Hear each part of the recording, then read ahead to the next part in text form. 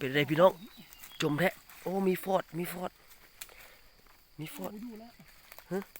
เรียบร้อยอยู่ใส่พอดีงามค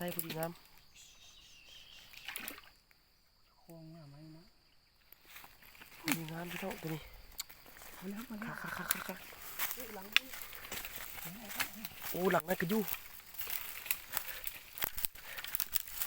ค่อยระวังมืน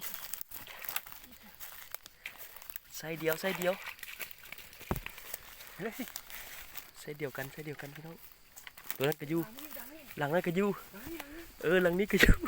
3หลังซ้อนเลยคักลาย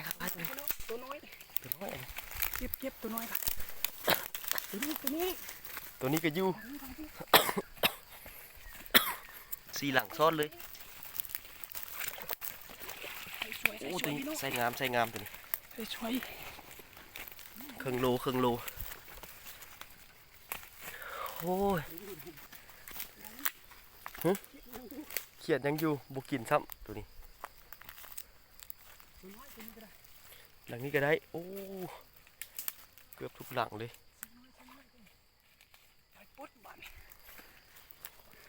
เดี๋ยวเอาก่อนโอ๊ตะได้จากตัวจากหลัง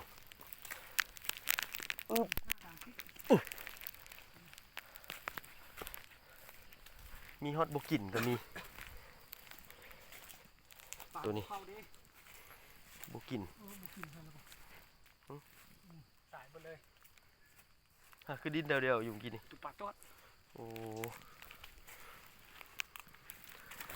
นี่ใส่พอดีงามอันนี้กระแจบปลาลูกโค้งนี่พอดีงาม4 ตัว5 ตัวหมายนี่5 ตัวหมายนี่จะโตงามๆ